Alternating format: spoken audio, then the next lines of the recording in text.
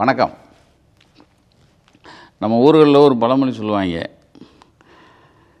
கேனப்பைய ஊரில் கிறுக்கு பைய நாட்டாமைன்னு. இப்போ விஜய் கதையை திருப்பி பார்த்தீங்கன்னா, டேய் புலிக்கு பயந்தவங்கெல்லாம் என் மேலே வந்து படுத்துக்க அப்படிங்கிற கதையா. நான் பனையூரை விட்டு வரமாட்டேன், இலவு விழுந்தா நீங்கள் அந்த இலவையே என் வீட்டில் வந்து என்கிட்ட காமிங்க, நான் அங்கே பார்ப்பேன். அது ஒருத்தர் நல்லா போட்டிருந்தார், என் தம்பி ராஜான்னு ஒரு தம்பி தான் அனுப்பியிருந்தார். கரூர் சம்பவம் நடந்த இரவு விஜய் அண்ணன் தூங்கவே இல்லையாம். இறந்தவர்களை நினைத்து அவர்களின் உடலை எல்லாம் பனையூருக்கு கொண்டு வர வாய்ப்பு உள்ளதா என்று கேட்டாராம். நான் பார்த்த பிறகு மீண்டும் அடக்கம் செய்ய கரூர் கொண்டு செல்ல ஏற்பாடுகள் செய்ய முடியுமா என்று புஷி ஆனந்திடம் கேட்டதாகவும், அதற்கு புஷி ஆனந்த் ஒரு அளவுக்கு தான் மரியாதை அப்படின்னு புள்ளி வச்சுருக்காரு, அதில் வேறு கெட்ட வார்த்தை என்று திட்டியதாகவும் தகவல் வந்த வண்ணம் உள்ளன அப்படின்னு ஒருத்தர். இதெல்லாம் இந்த என்ன ஃபேஸ்புக் இந்த இதில் வருதில்ல, சோசியல் மீடியா, அதில் வந்து ஒரு செய்தி எனக்கு அனுப்பியிருந்தார்.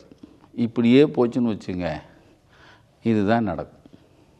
ஏன்னா எல்லாம் வந்து நம்ம தான் அவன் செய்கிறதுக்கெல்லாம் தலையாட்டிட்டு தர்றோம்ல, நிறைய பேர் அதை செய்தியாக போடுறோம். ஐயோ விஜய் நடக்க ஆரம்பிச்சிட்டாரு, கொடைக்கீழே போகிறாரு, அவர் உள்ளே போயிட்டார், உட்காந்துட்டார், பாத்ரூம்லேருந்து வெளியே வந்துட்டார். நமக்கும் கேவலம், மறுபடியும் இவனை பற்றி நம்ம பேச வேண்டியது வந்துச்சே. சொல்லுவாங்க, அரசியலில் தலைவர்கள் தான் மக்களை நோக்கி போகணுமா. இப்போ டேய் நீ என்னடா, நீ மக்கள் நீ எல்லாம் என்னையை நோக்கி வா.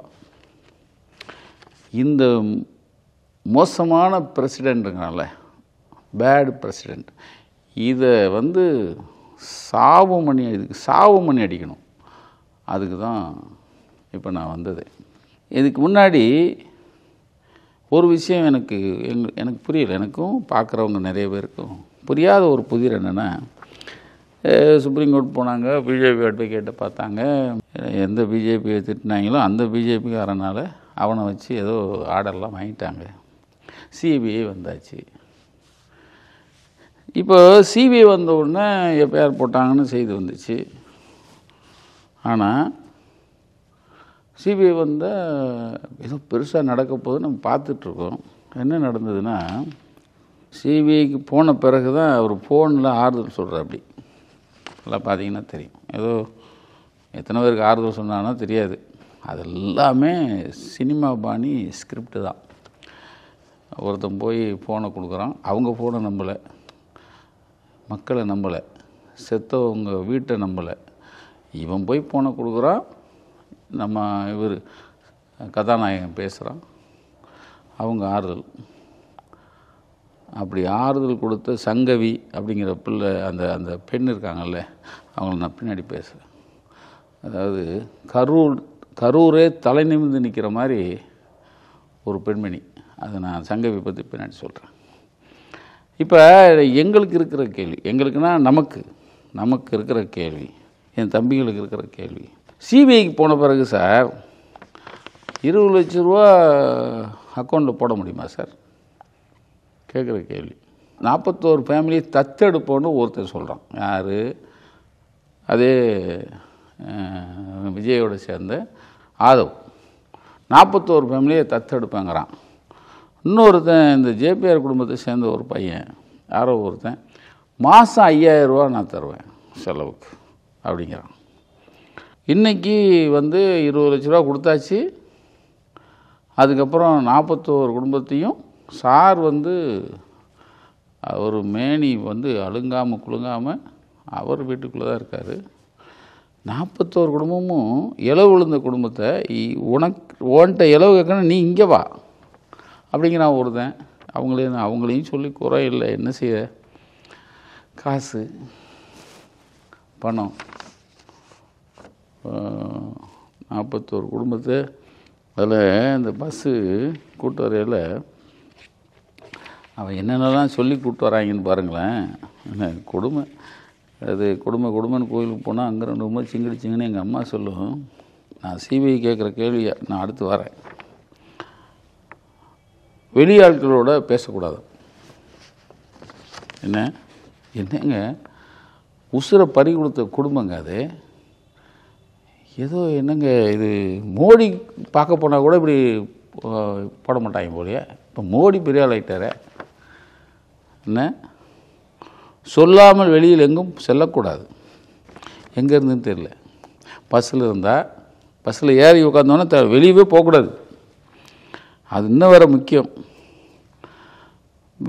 விஜயை சந்தித்தவுடன் நாங்களே கொண்டு போய் ஊரில் விட்டுருவோம். அடுத்து முக்கியம், நாங்கள் நிறுத்துகிற இடத்துல தான் நீங்கள் ஒன்றுக்கு போகணும், வெளியே போகணும். எப்படி இவங்களை எதாலங்க அடிக்கிறது? கண்டிஷனுங்க. இந்த பஸ்ஸில் கூப்பிட்டு வராங்களே, இந்த பரதேசி பசங்க போய் அந்த மக்களை போய் அதுலேயும் பார்த்தீங்கன்னா ஆகாதவங்க, இப்போ இந்த செத்து போனவங்க குடும்பம் இருக்குல்ல, அதுக்கு ஆகாதவங்க வரலன்னு சொல்லிட்டா அவங்களுக்கு ஆகாதவங்க இருப்பாங்கல்ல, என்ன அவங்கள போய் கூப்பிட்டு வருது. இது ஒரு காலத்தில் ஜெயலலிதா என்ன பண்ணும், இப்போ நான் ஒரு கையெழுத்து போட மறுத்துட்டேன்னா என்ன பண்ணும், என் மாமனாரை மிரட்டும், இல்லை மாமனாரோட தம்பியை மிரட்டும். இது அந்தம்மா பாணி. இது அதுக்கு மேலே இலவு விழுந்த வீடு. நான் இலவு கேட்குறேன், நீ இங்கே வா. அந்த குடும்பத்தில் வரலையா எவனையாவது பிடிச்சுவா. ஏன்னா விஜய் காத்திருக்கார். என்னங்க எனக்கு ஒன்றுமே புரியலை. கூத்து பார்க்க போன இடத்துல பேய் பிடிச்ச மாதிரி ஆகி போச்சுன்னு அவன் நொந்து போய் உட்காந்துருக்கான். என்ன இவனுங்க இந்த படவா பசங்க பஸ்ஸில் போய் 3 பஸ்ஸை அமர்த்தி அவங்கள கூப்பிட்டு வந்து வெளிக்கு இருக்கிறதுக்கும் ஒன்றுக்கு இருக்கிறதுக்கும் நீ எங்களை கேட்காம போகக்கூடாதுங்கிறாங்களே. இதுக்கும் தலையாட்டிட்டு மண்டையாட்டிட்டு வந்திருக்காங்களே. இந்த கொடுமை எங்கே போய் சொல்லுவீங்க? காசு இருக்குன்னா இப்படி ஆடுறது. நிறைய இப்படி ஆட்டம் போட்டவங்கள தமிழ்நாடு பார்த்துருச்சு. அவன் எல்லாம் மண்ணோடு மண்ணாக போயிட்டான்.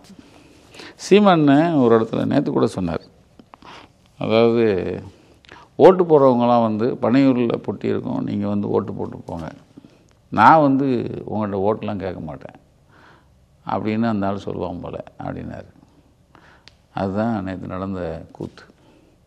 நான் உங்கள்கிட்ட வந்த நோக்கமே அதுதான். நாம் எங்கே போயிட்டுருக்கோம்?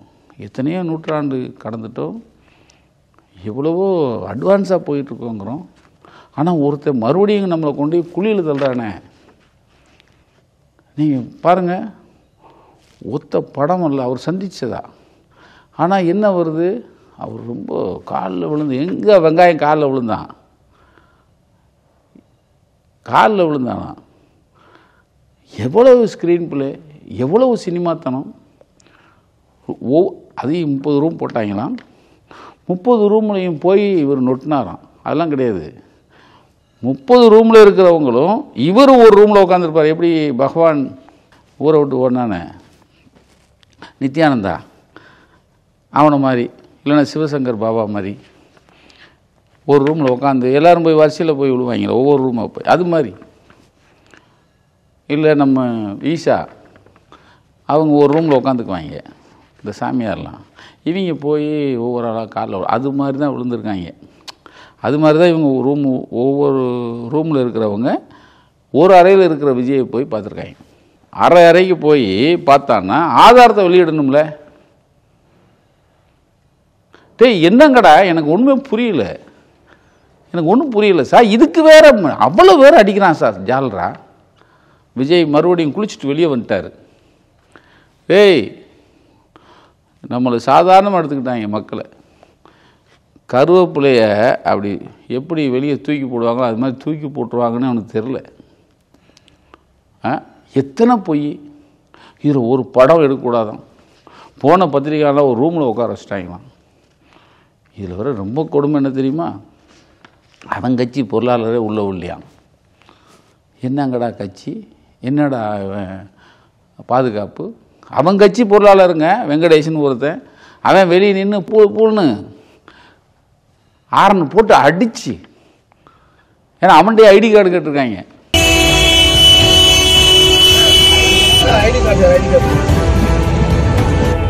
இதையும் நம்ம பார்த்துட்டு இருக்கோங்க. ஒரு கட்சியோடைய பொருளாளர்னா எவ்வளோ பெரிய பொறுப்பு. அந்த பொறுப்பில் இருக்கிற ஒருத்தனை பருப்பு மாதிரி 4 பேர் நின்றுக்கிட்டு அவனை உள்ள வில்லையாம். அதுவும் இப்போ பாக்ஸ் கட்டினாங்க. அதை விட முக்கியம், சிபிஐக்கு நாங்கள் கேட்குற கேள்வியை, ஒவ்வொரு குடும்பத்துக்கும் 5 லட்சம் ரூபாய்க்கு இன்சூரன்ஸு.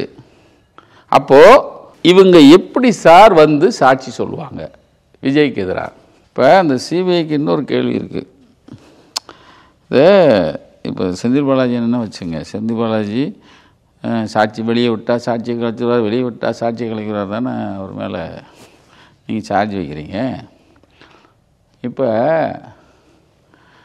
இந்த 41 குடும்பம் பஸ்ஸு இங்கே வச்சு இன்சூரன்ஸு மாதம் 5000 ரூபா, தத்தெடுக்கிறது அப்புறம் 20 லட்சம் ரூபா, அப்புறம் எதிர்காலத்தில் உங்கள் வீட்டில் படிப்பு நான் பார்த்துக்கிறேன், கல்யாணத்தை பார்த்துக்கிறேன் என்ன, அப்புறம் எதிர்காலத்தில் உங்கள் 41 வீட்டில் என்ன நடந்தாலும் நான் பார்த்துக்கிறேன், எல்லா செலவையும் நான் ஏற்றுக்கிறேன் அப்படின்னு ஒருத்தன் சொல்கிறான்.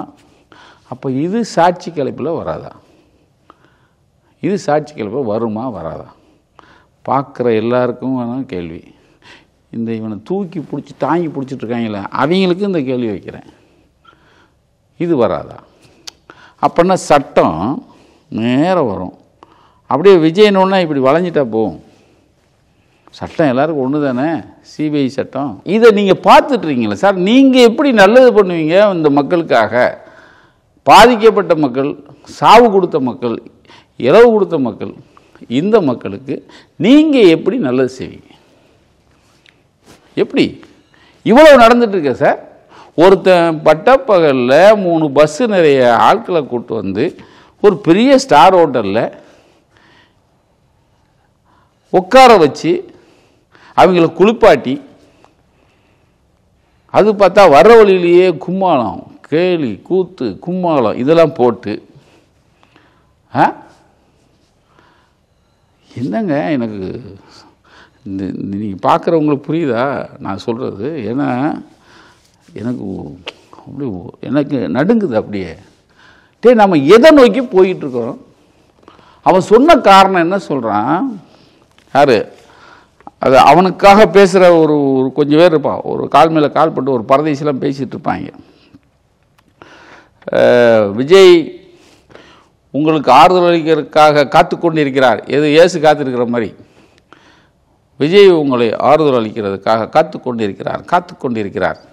அனைவரும் வாருங்கள் வாருங்கள்னு இவங்க போஸ்ட் ஒட்டாத குறையா உட்காந்துருப்பாங்க. அது கண்டிஷன், ஏகப்பட்ட கண்டிஷனோடு கூப்பிட்டு வந்தாங்களா, ஒன்றுக்கு இருக்கக்கூடாது, வெளியே இருக்கக்கூடாது, நாங்கள் எங்கே விடுறோமோ அங்கே தான் இருக்கணும் அப்படின்னு. இந்த வெண்டுகள் கொஞ்சம் பேர் கேட்பாங்க. அவருக்கு அந்த ஊரில் பாதுகாப்பு கிடையாது. அடுத்து மண்டபம் எதுவும் தரமாட்டேன்ட்டாங்க. யார்? எவன் கேட்டான்? கேட்டவனை கொண்டு நல்ல செருப்பு, நல்ல விளக்கமாறு அதை வச்சு சாத்தணும். ஏண்டா டிஜிபிக்கு ஒரு லெட்ரு கொடுத்தீங்க, கிரீன் காரிடர் அப்படின்னா என்னன்னு கேட்டேன். இந்த கிரீன் காரிடர் அப்படின்னா நல்ல எங்கள் இன்ஸ்பெக்டர், கரூர் இன்ஸ்பெக்டர் நல்ல உதாரணம் சொன்னார். அண்ணா அது வேறு ஒன்றும் இல்லைண்ணே, ஒரு இதயம் மாற்றுறதுக்காக ஒரு இதயத்தை எடுத்துகிட்டு வராங்கன்னா அந்த இதயம் ஒரு ஊர்லேருந்து ஒரு ஊருக்கு போகணுன்னா கிரீன் காரிடர், அதாவது கிரீன் லைட் தான் இருக்கணும். அப்படின்னா என்ன அர்த்தம்? ரெட்டே இருக்கக்கூடாது. அவங்க வர்ற அந்த வழி எல்லாமே த்ரூ பண்ணியிருக்கணும். அதுதானே இது. அப்படி வேணும்னு கேட்டார். ஏன்னா இவர் இதயத்தை மாற்றுறதுக்கு, இவருக்கு இருக்கிற இதயத்தை மாற்ற போகிறாரான்னு தெரியாது. அப்போது இங்கே டிஜிபி என்ன சொல்லிட்டாங்க, லோக்கல் எஸ்பி அங்கே இருக்கார், அவர்கிட்ட நீங்கள் போய் சொல்லிடுங்க, அவ்வளோதான், அவர்கிட்ட கொடுங்க. எஸ்பியை பார்க்கவே கிடையாது. எஸ்பிகிட்ட எந்த அனுமதியும், எந்த பாதுகாப்பு, நாங்கள் வர்றோம், இந்த 14 ஒரு ஒரு பூச்சாண்டி காட்டிகிட்டு இருந்தாங்கல்ல, நாங்கள் வந்துடுவார்னு, அப்படி எதுவும் வரல. அதுதான் அந்த சங்கவி அந்த அம்மா சொல்லுது, நேரில் ஆறுதல் சொல்கிறேன் அப்படின்னு சொன்ன நடிகன் தான் அந்த ஆள். அப்போது எந்த லெட்ரு, அதாவது அனுமதிக்கான கடிதம் எதுவுமே கொடுக்கல. ரெண்டாவது பாதுகாப்பு வேணும்னு கேட்கவே இல்லை.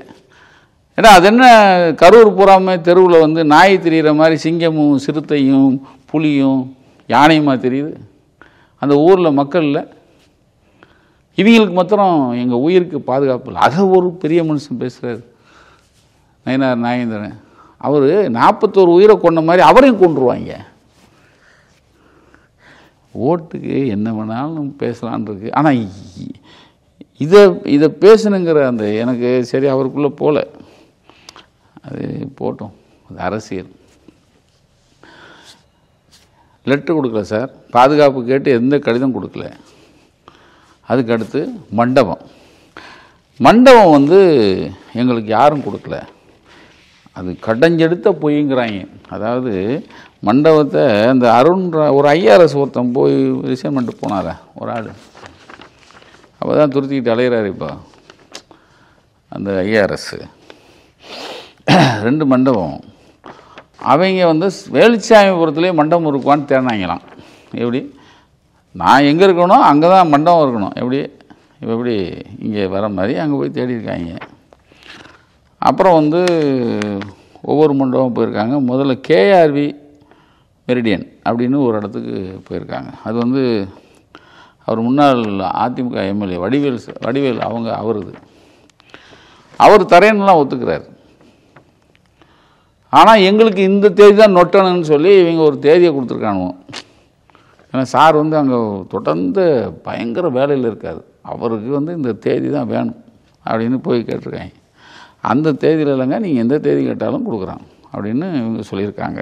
அந்த மண்டபத்துக்கு சார் இந்த எஸ்பிகிட்ட ஃபோன் பண்ணி இந்த மண்டபம் ஓகேவா அப்படின்னு ஒரு எஸ்கேபி மஹால் அப்படின்னு வருது. அது வந்து பைபாஸ் ரோட்டில் அது வந்து அந்த மஹால் இருக்கான். அந்த மஹால் நீங்கள் வந்து பொருத்தமானது, ஏன்னா எல்லோரும் வந்து பார்த்துட்டாங்க, இது ஓகே, நீங்கள் இதுக்கு அனுமதி வேணும்னா கொடுங்க, நீங்கள் அது நம்ம அவங்ககிட்ட வாங்கி கொடுத்துடலாம், இல்லை நீங்களே அவங்ககிட்ட கொடுத்தாலும் அவங்க தந்துடுவாங்க. அவங்க தர தயாராக இருக்காங்க. அவங்க வந்து அது இவங்க கேட்டது 300 பேர் அமர்ற மாதிரி வேணும்னு கேட்டாங்களாம். அந்த மண்டபம் 800 பேர் உட்காரலாமா, 600 பேர் சாப்பிட்லாமா. அப்போது அந்த மண்டபம் ஃப்ரீயாக இருக்குது.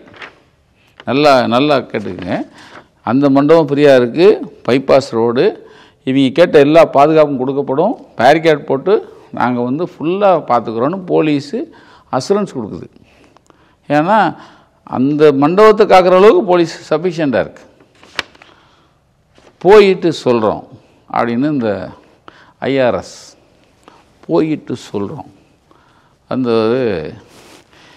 அங்கே தான் விஜய்ங்கிறவர், அவர் பனையூரை தாண்டி வர மாட்டோம், டேய் மக்கள் வேணால் இங்கே வர சொல்கிறா, இது நான் இலவு கேட்குறேன்னா இங்கே வரட்டும் கேட்குறேன். எங்கே சார் நம்ம ஒரு தமிழ் பண்பாடுங்கிறோம், நம்ம இத்தனை ஆண்டாண்டு காலமாக இவ்வளோ நெடிய தூரம் நம்ம பயணிக்கிறோம், இப்படி ஒரு கன்றாவியை, இப்படி ஒரு அழுத்தக்காரனை, இப்படி ஒரு மோசக்காரனை பார்த்ததே இல்லையே சார். 41 பேர் செத்த வீட்டுக்கு போய் இலவு கேட்குறதுக்கு ஒருத்தன் எனக்கு பாதுகாப்பு இல்லை, பாதுகாப்பு தர மாட்டேன்ட்டாங்க, அதுக்கு 4 பேர் கூவுறான். நான் இப்பயும் சொல்கிறேன், நான் அந்த அரசுக்கோ இவங்களுக்கு வக்காலத்து இல்லை, ஆனால் ஒரு தப்பான ஒருத்தனை நீங்கள் வந்து தயார்படுத்துகிறீங்க, தப்பான ஒருத்தனை தாங்குறீங்க, தப்பு, ரொம்ப தப்பு, மோசமானவன். நாளுக்கு நாள் ஏதாவது இந்த 41 சாவுக்கு பிறகு திருந்துவான் கொஞ்சமாவது. சார் இந்த நேரத்துலாம் நடந்ததை என்னால் ஜீர்ணிக்கவே முடியல. அவன் வந்து எந்த சம்பவம் எது நடந்ததையும் படம் எடுக்கக்கூடாது, படம் வெளியே வரல. ஆனால் நம்ம தான் வந்து பக்கமாக பேசுவோம். ஆஹா விஜய் வந்துட்டார், காலில் விழுந்து மன்னிப்பு கேட்டார், அதில் நான் பிள்ளையை பறி கொடுத்தாலும் பரவாயில்ல, நான் விஜயை கிட்டக்க பார்த்துட்டேன்னு ஒரு பேட்டி. நான் வந்து விஜய் அரசியல் தலைவராக ஏற்றுக்கல, ஆனால் முன்னாடி இருந்த தலைவர், நான் இவனை தலைவனாக ஏற்றுக்கல. நீங்கள் இந்த வரிசையில் நான் அந்த வரிசையில் கொண்டு வந்துடுறேன்னு நினச்சிடக்கூடாது. ஆனால் இதுக்கு முன்னாடி இருந்தவங்க எந்த ஒரு இழவு விழுந்தாலும் காமராஜர் அடுத்த நிமிஷம் அங்கே நிற்பார்னு கேள்விப்பட்டிருக்கேன். ஏன்னா அவர் காலத்தில் இல்லை. எம்ஜிஆர் 1980 எம்ஜிஆர் ஆட்சி தூத்துக்குடியில் அப்போ வந்து லூர்தம்மாள் தேட்டர் அப்படின்னு ஒரு தேட்டரு, அது கீத்து கொட்டாப்பில். அந்த கொட்டாயில் படம் பார்த்துட்ருக்காங்க. தீ பரவிடுச்சு. 300 பேர் இருந்திருக்காங்க. 150 பேர் தீப்பிடிச்சி இறக்குறாங்க. அதில் பெண்கள்லாம் வந்து சேலை எறிஞ்சதோடு அவங்க நிர்வாணமாக வர பயந்துட்டு இப்போ மானம் போயிடக்கூடாதுன்னு மறுபடியும் தீயில் விழுந்து செத்தவங்க இப்படிலாம் எண்ணிக்கையே 150. அதில் கொஞ்சம் அங்கங்கே ஆஸ்பத்திரியில் மதுரையிலையும் கொண்டு போய் சேர்த்துருக்காங்க. எம்ஜிஆருக்கு தெரிஞ்ச உடனே தூத்துக்குடி போகிறாரு. சம்பவம் நடந்த இடத்த பார்க்குறாரு. காயம்பட்டவங்களை பார்க்குறாரு. மதுரைக்கு வராரு. மதுரைக்கு வந்து ஒரு பெண்ணை வந்து கர்ப்பிணி பெண்ணை காப்பாற்றின ஒருத்தனை பார்த்து தட்டி கொடுத்து அவனுக்கு 25,000 கொடுத்துட்டு எல்லா குடும்பத்துக்கும் நிவாரணம் பண்ணிட்டு வரார். ஸ்பாட்டுக்கு போய் கலைஞர் அதே மாதிரி 80களில் வாணியம்பாடியில் ஒரு ரயில் விபத்து. ரயில் விபத்தில் 30 பேர் இறந்துடுறாங்க. அடுத்த நிமிஷம் ஸ்பாட்டில் ஆட்சியாளரோட அப்போ எம்ஜிஆர் ஆட்சி முதல்ல நின்னது கலைஞர் தான். அந்த குடும்பங்களை, அந்த பாதிக்கப்பட்ட குடும்பங்களை பார்த்து ஆறுதல் சொல்லியிருக்கார். புழலேரியாக தான் அவர், நான் சொல்லுவேன் பொதுவாக என் தம்பி லெனின்னு சொல்லுவா, அப்படி புழலேரி புட்டுக்கு வச்சுன்னு செய்தி வந்தாலும் போதும்னே நம்ம அண்ணன் வந்து அங்கே போய் நின்றுக்குவார். உடனே நிற்பார். நின்று அது என்னாச்சு அடை அப்படிம்பார். இவர் இப்படி ஜெயலலிதா, எனக்கு அந்த அம்மா மேலே மரியாதைலாம் கிடையாது. ஆனால் இந்த விஷயத்தில் இந்த விஜய்ங்கிறவனுக்கு 100 மடங்கு மேலான, இந்த விஷயத்தில் நான் சொல்கிறது 1000 மடங்கு மேலானது. அந்த அம்மா சுனாமி காலையில் வந்துருச்சு. சுனாமிங்கிறது யாருக்குமே தெரியாது. அப்படி ஒரு சுனாமி இப்படி ஒன்று வந்துச்சு, அதுக்கு பேர் சுனாமிங்கிறது யாருக்கும் தெரியாது. நினச்சி பார்க்குறதுக்குள்ளே கொத்து கொத்தாக பணங்க செத்து போச்சு. அது இந்த அம்மா ஆட்சியில் தான். ஆனால் 12 மணிக்கெலாம் ஸ்பாட்டில் நிற்கிது. ஸ்பாட்டில் நின்று பார்த்துச்சு. இறந்தவங்க ஃபேமிலி எல்லாரையும் ஆறுதல் பண்ணிட்டு வருது. ஏன் 2004 கும்பகோணம் தீ விபத்து 80 பிள்ளைகள் செத்துருச்சு. ஸ்பாட்டுக்கு போச்சு. அதாவது அதுக்கு அடுத்து அப்படியே வந்தீங்கன்னா நம்ம ஸ்டாலின் முதலமைச்சர், அவருக்கு நீங்கள் சொல்லவே வேணாம். ஒரே ஒரு சரியான உதாரணம் சொன்னோம்னா, நீங்கள் இந்த 41 பேர் கரூர் யார் போகிறாங்களோ இல்லையோ முதலாம் அவர் போய் நிற்கிறார். சம்மந்தப்பட்டவன் வீட்டில் இருக்கான். ஓடி ஒளிஞ்சு குதிங்கால் பட்டத்தில் அடிக்கிற மாதிரி ஓடியாந்து பனையூரில் போய் இப்படி உட்காந்துக்கிட்டான். நம்ம ஆள் போய் அங்கே நின்று அதை தான் குத்தம் சொல்கிறான். எப்படி வந்தார்? ஒரு வேகமாக வந்தவர் அவர் அப்படியா? ஏன் நம்ம எடப்பாடி கள்ளக்குறிச்சி இந்த கள்ளச்சாராய சாவு, அது நம்ம முதலமைச்சர் அவர் கோபத்தில் போல. ஏன்னா சாராயத்தை குடிச்சு செத்தான் இவனுக்கு என்னடா அப்படின்னு. அதை தான் இப்போ சொல்கிறாங்க. அவர் போல என்ன டேய், கள்ளச்சாராயம் குடித்தவனை மதிப்பாங்களா யாராவது? சரி, அதை விடுங்க. ஆனால் நம்ம எடப்பாடி அங்கே போனார். அதுக்கு அவர் பாராட்டணும் தான். ஏன்னா அவர் எதிர்கட்சியாக இருக்கும்போது ஆறுதலுக்கு போகிறாரு. அதே மாதிரி தான் அண்ணன் விஜயகாந்த் தைரியசாலி, ஸ்பாட்டில் நிற்பான். நீ ஓன் இடத்துல, ஆனால் எல்லாத்தையும் மீறி எல்லாத்துக்கும் சாம்பிளாக ஒரு செருப்படி விழுந்தது பாரு விஜய்க்கு. சூப்பர் செருப்படி. இந்த சங்கவின்னு ஒரு சகோதரி உண்மையிலே தலைவனம். அதுக்கு இப்படி ஒரு ரோசக்கார தமிழச்சி, அதுவும் கரூரில் சார்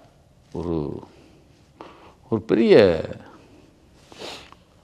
நீங்கள் அது கோயில் கட்டணும் சார்.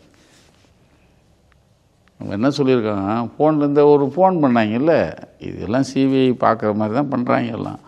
நான் நேரில் ஆறுதல் சொல்கிறேன். யார் இவர்?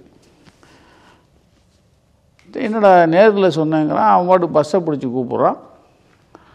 என்ன விளாட்றாங்களா அப்படின்ட்டு நான் வரல போயா, ஏன்னா 30 முடியறதுக்குள்ளே வர முடியாது. 2வது அந்த அம்மாவுக்கு நேரில் வரணில, ஏன் வரல, நான் வரல அப்படின்ட்டுச்சு இந்த அம்மா. சார் அது ஒன்றும் பெரிய பணக்கார வீடு இல்லை, நீங்கள் அந்த வீடு பாருங்களேன், பணக்கார வீடும் கிடையாது, பணக்கார பிள்ளையும் கிடையாது, அவங்க அந்த குடும்பமும் பெரிய வருமானம் வர்ற குடும்பமும் கிடையாது. 20 லட்சம் அக்கௌண்ட்டில் வந்து விழுந்திருக்கு. ஏன்னா நேரில் வரேன் நானே, வரலன்னு அந்த அம்மா கேட்டே இருக்குது. திடீர்னு பஸ்ஸு வருது, அந்த அம்மா வரலன்றுச்சு. இவங்களுடைய அம்மா வந்து இப்போ அந்த வீட்டில் ரமேஷ் கணவர், அவர் தான் இறந்தவர், அவங்க அப்பா இருக்காருன்னு நல்லா இருக்கார். அவரோட அப்பா இவருங்க, அப்பா. சரிங்க சரி சரி. இவர் நான் மாமியார். சரி. அவரையும் இவங்க விட்டு விட்டாங்க. இந்த அம்மா அவரும் கூப்பிடல, இந்த அம்மா கூப்பிட்ருக்காங்க. இவங்க பிள்ளைக்கு நீ நேரம் வரேன்ல, நான் வரலன்ட்டாங்க. இந்த படவாக்கள் என்ன பண்ணிட்டாங்க பாருங்கள். இதுதான் அந்த எப்படி விஜயை சந்தோஷப்படுத்துறதுக்காக இவங்க என்னென்ன கோல்மாலாம் பண்ணுறாங்கிறது. இந்த குடும்பம் ஆகாதுன்றதாங்க பார்த்தீங்களா, அண்ணன் அண்ணியை இது அந்த சொந்தக்காரங்க அவங்கள கூப்பிட்டு போயிட்டாங்க. இது தெரிஞ்ச உடனே அந்த அம்மா சங்கவி 20 லட்ச ரூபாயை அப்படியே ஆர்டிஜிஎஸ் பண்ணி திருப்பி அனுப்பியிருக்குங்க. 20 லட்ச ரூபாயை படா என் கால் தூசிக்கு சமானம்டா. 20 லட்ச ரூபா எனக்கு மானம் முக்கியம்டா, தன்மானம் முக்கியம். நீ வரேன்னு சொன்னில படவா, நீ வரல பாரு, நீ வந்து கேட்கணும்டா. ஏன்னா என் புருஷன் உயிர் அவ்வளோ மகத்தானது, நீ வந்து கேட்கல படா. எவ்வளோ பெரிய எவ்வளோ தைரியங்க. எனக்கு அந்த பிள்ளை அவங்க திருப்பி அனுப்புனாங்கன்னு ஒன்று, டேய் மானம் இன்னும் சாவலை, தமிழன் இன்னும் அந்த உணர்வோடு இருக்கான். இந்த வாங்கினவங்க எல்லாருக்கும் இந்த உணர்வு இருக்கும். என்ன செய்கிறது, காசு போயிடக்கூடாது. இந்த படவாசு இந்த கூட்டத்தை அவன்கிட்ட காமிக்கணுங்கிறதுக்காக என்ன அட்டூழியம் பண்ணியிருக்காங்கிறீங்க. இந்த ஒருத்தர் சிபிஐக்கு நான் போல என் பேரை வச்சு போயிட்டாங்கன்னு சொன்னார்ல, அவர் வரமாட்டேன்ட்டார். அவருக்கு பதிலாக அவன் தம்பியை பேட்டி கொடுக்க வச்சுருப்பாங்க. அது பார்த்தீங்கன்னா தெரியும், அவன் தம்பி பேட்டி கொடுத்துருப்பான். அதே மாதிரி ஒருத்தர் இறந்தவர், அவருடைய அம்மாவுக்கு வந்து கண்ணு தெரியாது. அந்த அம்மாவுடைய அக்காவை வச்சு கூட்டு போயிட்டாங்க. ஆனால் அவங்க அப்பா உயிரோடு இருக்கார். எனக்கு ஒன்றுமே புரியலைங்க. அடே அப்படி என்னடா இலவை வந்து நீங்கள் வர வச்சு கேட்குறதுடா. டேய் இந்தியாவில் இல்லை, உலகத்திலே இது புது விஷயமா இருக்க, புதுசு இல்லை. இது வந்து வேரோடு அழிக்க வேண்டிய விஷயம். எங்கேயாவது கண்டப்பாங்க, நீங்கள் நல்லா யோசிச்சு பாருங்கள். இப்போ அந்த காலத்தில் இப்போ தான் பஸ் போக்குவரத்து ஆயிடுச்சுங்க. 14 நாள் வரைக்கும் நீங்கள் வீட்டை விட்டு வெளியே போடான்னு ஒரு நியதி இருக்குது. அது இலவு வீடு விழுந்த இடத்துல சம்மந்தப்பட்டவங்க 16 நாள் வரைக்கும் வெளியே போயிடாத அப்படின்னு சொல்லுவாங்க. தெரியுமா, கேள்விப்பட்டிருப்பீங்க. ஏன்னா 16 நாள் வரைக்கும் இலவு கேட்க வரவங்க வண்டியை கட்டிட்டு வருவாங்க. வரும்போது யாராவது இல்லைன்னா தப்பாக போகும், அதுக்காக வீட்டில் இருக்கணும்னு அப்போ சொல்லி வச்சது. இந்த 16 நாள் போயிடுச்சு. 30 நாளில் இவங்கள வர வச்சு கேட்குறது. அச்சோ, நீங்கள் சத்தியமாங்க சங்கவி கொடுத்த சிறுப்படி இருக்குல்ல, அதுதான் சரியான சவுக்கடி. நன்றி. நக்கீரன் டிவிக்கு சப்ஸ்கிரைப் செய்யுங்கள். உங்கள் ஆதரவே எங்கள் பலம். ஆசிரியர்களுக்கு நண்பனாகவும் மாணவர்களுக்கு ஆசானாகவும் திகழும் தேர்வு வழிகாட்டி. ஒவ்வொரு பாடத்திற்கும் அனுபவமிக்க ஆசிரியர்களின் துல்லியமான தெளிவான விடைகள். CNC இருக்கு, தேர்வு பயம் எதற்கு?